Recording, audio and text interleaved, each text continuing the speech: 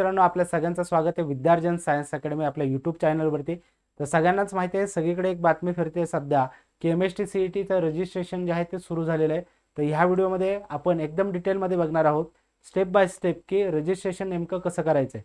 तर actual form अजूनपर्यंत ती लिंक जी आहे ती ओपन झालेली नाही आहे CET सेलकडून, पण रजिस्ट्रेशन जे आहे ते सुरू झालेलं आहे. न्यू जे कॅन्डिडेट आहेत त्यांच्यासाठी ते रजिस्ट्रेशन जे आहे ते मॅन्डेटरी आहे. त्याचबरोबरने CETसाठीचं रजिस्ट्रेशन जे आहे ते सुरू केलेलं आहे त्यांनी. तर आता पहिल्यांदा तुम्ही CET सेलच्या ऑफिशियल वेबसाईटवरती जायचं आहे. cetcell.maha.cet.org या साईटवर गेलात की तुम्हाला साधारण अशा पद्धतीचा इंटरफेस जो आहे तो तुमच्या स्क्रीनवर दिसेल. त्याच्यानंतर कॅन्डिडेट जो ऑप्शन आहे तो काय होतो, हायलाईट होताना तुम्हाला दिसतोय.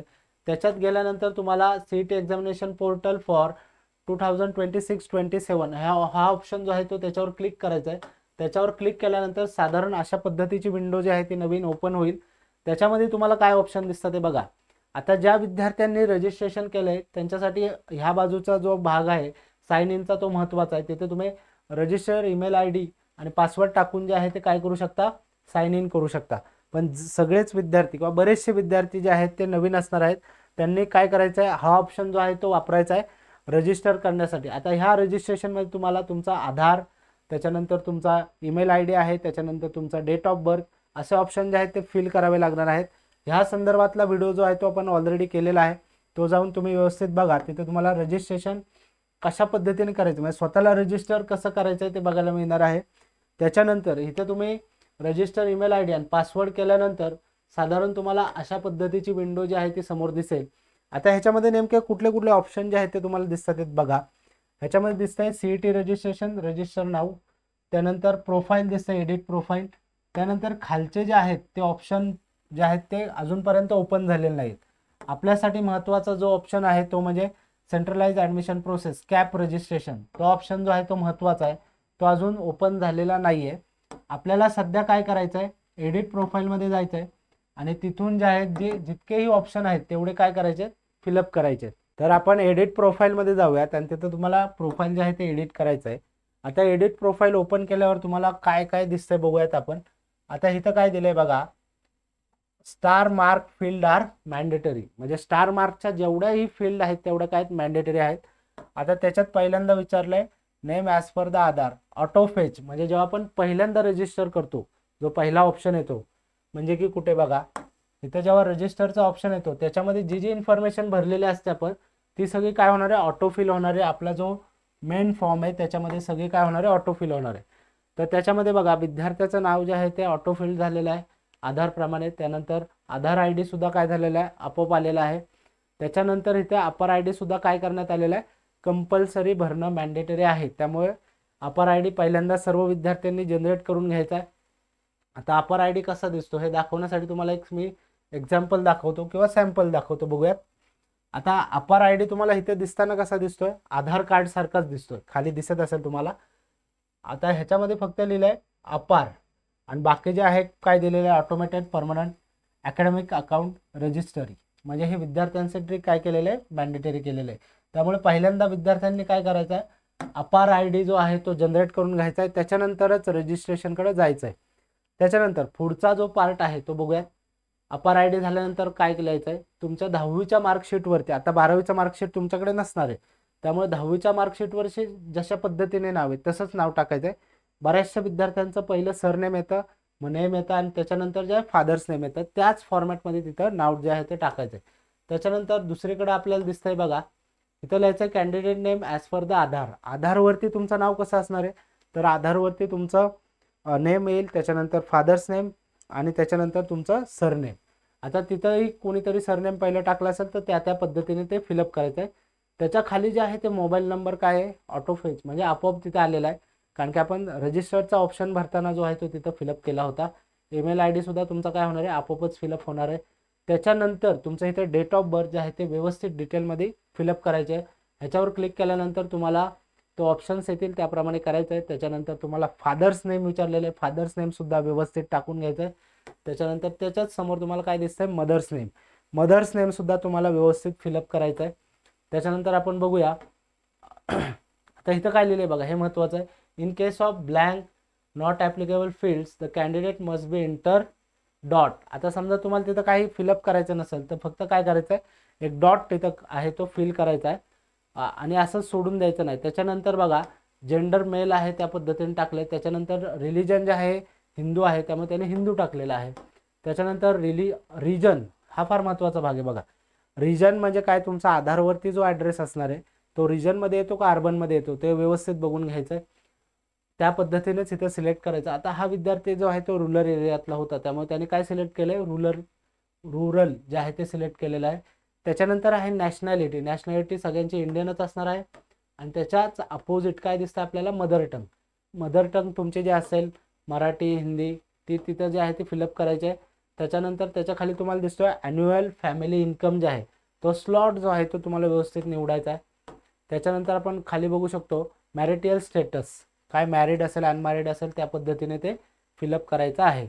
त्याच्यानंतर पुढचा ऑप्शन दिसतो आपल्याला तो काय, परमनंट ॲड्रेस. आता बऱ्याचशा विद्यार्थ्यांचा काय असतो, टेम्पररी ॲड्रेस जो आहे तो वेगळा असतो आणि परमनंट ॲड्रेस वेगळा असतो. परमनंट ॲड्रेस शक्यतो तुमच्या आधारवरती असेल तोच टाका. आता ह्या विद्यार्थ्यांनी सुद्धा तसंच केलं आहे. आधारवरती जो ॲड्रेस आहे त्या पद्धतीने त्याने फिलअप केलेला आहे आणि ॲड्रेस लाईन 1 आणि 2 ह्याच्यामध्ये शक्यतो तुमचा जो आहे तो ॲड्रेस टाकायचा आहे. म्हणजे मोठा ॲड्रेस असेल तर 2 ह्याच्यात व्यवस्थित विभागून टाकायचा आहे. त्याच्यानंतर पुढं काय करायचं, स्टेट तुमचा महाराष्ट्राचा येणार आहे. त्याच्यानंतर डिस्ट्रिक्ट काय आहे ते व्यवस्थित फिलअप करायचं आहे आणि तालुका काय आहे त्या पद्धतीने तो व्यवस्थित फिलअप करायचा. आता हे सगळे ऑप्शन जे आहेत काय मॅन्डेटरी आहेत. म्हणजे तालुका तुम्हाला माहितीच हवं काय आहे ते त्या पद्धतीने फिलअप करायचं आहे. त्यानंतर व्हिलेज तुमचं नेमकं काय आहे त्या पद्धतीने तिथे फिल करायचं आहे. त्याच्यानंतर असतो पिनकोड. पिनकोडसुद्धा तुम्ही व्यवस्थित टाकायचा आहे. चुकीचा टाकला तर कदाचित पुढे प्रॉब्लेम येऊ शकतो. STD कोड बघा, हा काय कंपल्सरी ऑप्शन फिलअप करण्याची गरज नाही त्यामुळे तो फिलअप नाही केला तरी चालेल.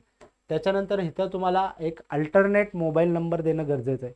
मग तुम्ही तो पॅरेंट्सचा द्या किंवा कुठल्या इतर रिलेटिव्सचा किंवा गार्डियन्सचा तुमचा दिला तरी चालणार आहे. त्याच्यानंतर पुढचा आहे बघा ॲड्रेस फॉर करस्पॉन्डन्स.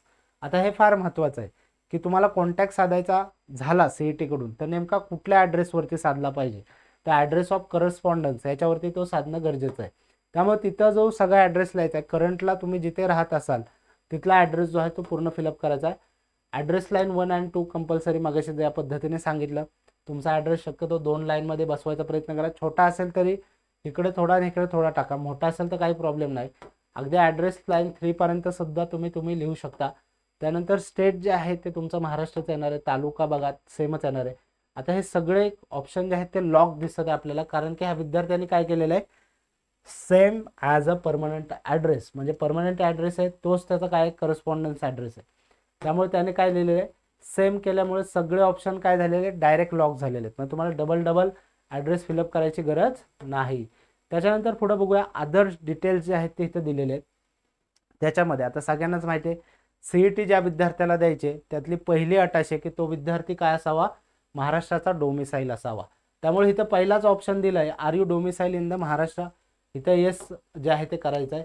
त्याच्यानंतर मायनॉरिटी डिटेल्स विचारले आहेत. आता मायनॉरिटी डिटेल्स ज्या मायनॉरिटीमध्ये असतात त्यांना माहिती असतात काय असतात त्या पद्धतीने ते फिलअप करायचे आहेत. त्याच्यानंतर पुढचं विचारलं आहे are you person with disability. आता इथं जर तुम्ही येस केलं तर तुम्हाला माहिती आहे UDIDचं तुम्हाला जे आहे सर्टिफिकेट द्यावं लागणार आहे. ज्या पद्धतीने CET कडनं तशा पद्धतीची नोटीस जारी करण्यात आली होती. आता ह्या विद्यार्थ्याचं नो आहे तर पुढं काही जास्त ऑप्शन येणार नाही. त्यानंतर select SSC equivalent passing year. आणि तुम्ही 10वी कुठल्या वर्षात पासिंग केली तर ते वर्ष जे आहे ते व्यवस्थित इथं फिलअप करायचं आहे. त्यानंतर SSC इक्विवलेंट टोटल पर्सेंटेज. SSCला तुम्हाला टोटल किती पर्सेंटेज पडले ते तुम्ही 2 डेसिमलपर्यंत इथं काय करू शकता, लिहू शकता. त्या पद्धतीने तिथे लिहायचं. त्याच्यानंतर पुढचं आहे बघा सिलेक्ट SSC इक्विवलेंट बोर्ड. आता तुमचा बोर्ड कुठला आहे ते लिहायचं आहे. महाराष्ट्र बोर्ड असल्याप्रमाणे इथे लिहिलेलं आहे बघा, महाराष्ट्र स्टेट बोर्ड सेकंडरी आणि हायर सेकंडरी. त्याच्यानंतर पुढं आहे तुमचं सिलेक्ट SSC स्कूल स्टेट. आता तुमचं स्कूल कुठल्या स्टेटमध्ये येतं तीच माहिती विचारली ती लिहायची. त्याच्यानंतर are you appearing for the 12th HSC engineering diploma exam in 2026. आता तुम्ही अपेअरिंग करणार आहात का, ते येस करणार आहे म्हणून तर तेच लिहायचं आहे. त्याच्यानंतर इथं तुम्हाला सेव्ह चेंजेस त्याच्यावर जाऊन काय करायचं आहे, सेव्ह करायचं आहे. तुमचं प्रोफाईल जे आहे ते व्यवस्थित पद्धतीने एडिट झालेलं आहे.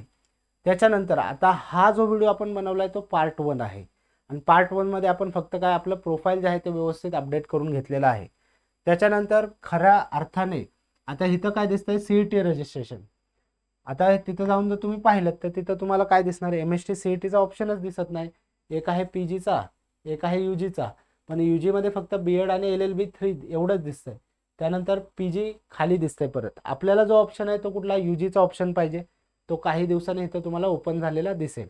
म्हणजे सध्या तरी तुम्हाला फक्त फॉर्मचा पार्ट 1 जो आहे तो व्यवस्थित फिल करायचा आहे. आणि पार्ट 1 व्यवस्थित फिल केलात की काही दिवसातच तुम्हाला पार्ट 2ची विंडो जी आहे ती ओपन होणार आहे. आता ह्या व्हिडिओमध्ये आपण काय पाहिलेलं आहे की रजिस्ट्रेशन कशा पद्धतीने करायचं आहे, त्याच्यामध्ये नेमके काय ऑप्शन्स भरायचे आहेत. आता ह्याच्यामध्ये कुठल्याही पद्धतीचे डॉक्युमेंट अपलोड करायचे नव्हते, पण अपार आणि आधार जे आहे ते व्यवस्थित फिलअप करायचं आहे, ते मॅन्डेटरी आहे. तेवढं आपण फिलअप करून घेतलेलं आहे. आता ह्या व्हिडिओमध्ये आपण फक्त रजिस्ट्रेशन बघितलं. ह्या व्हिडिओचा पार्ट 2 जो आहे, जेव्हा ते ओपन विंडो जे आहे ते ओपन होईल तेव्हा आपण करूया. धन्यवाद.